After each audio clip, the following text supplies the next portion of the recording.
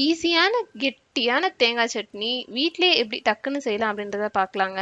இந்த ரெசிபி பார்த்தீங்கன்னா நல்ல ஒரு மெதுவான தோசைக்கு ரொம்ப அருமையாகவே இருக்குங்க. Welcome to Hema's Chettinad kitchen. தேங்காய் சட்னிக்கு தேவையான பொருட்கள் பார்த்தீங்கன்னா முத்துனதாகவும் இல்லாமல் எலசாவும் இல்லாமல் மீடியமாக இருக்கிற தேங்காய், உப்பு, பொட்டுக்கடலை, பச்சை மிளகா, கடுகு, கருவேப்பிலை. செய்முறை பார்த்துடலாங்க. தேங்காய் ஓட சேர்த்து பொட்டுக்கடலை கூடயே பச்சை மிளகா, உப்பு, இவ்வளவுதாங்க. இதை நாலுத்தையும் நல்லா கொஞ்சம் அரைச்சி எடுத்துக்கலாம், கொஞ்சமாக தண்ணியை விட்டு. பாருங்க, இந்த மாதிரி நம்ம கொஞ்சமாக தண்ணி விட்டு அரைச்சி இந்த மாதிரி திக்னஸ்க்கு வரும். இப்போ நம்ம இந்த சட்னியை தாளிச்சிடலாம்.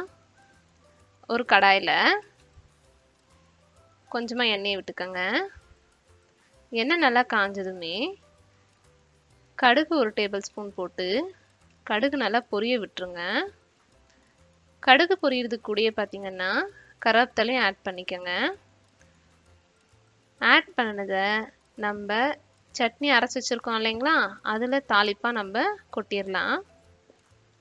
நல்ல மொறுமொறுன்ற தோசை இல்லை மெதுவான தோசைக்கு இந்த மாதிரி தேங்காய் சட்னி செஞ்சு சாப்பிடுங்க, ரொம்பவே அமேசிங்காக இருக்கும். இந்த வீடியோ பிடிச்சிருந்தா கீழே லைக் பண்ணிக்கோங்க, கூடயே கமெண்ட்டும் பண்ணுங்கள்.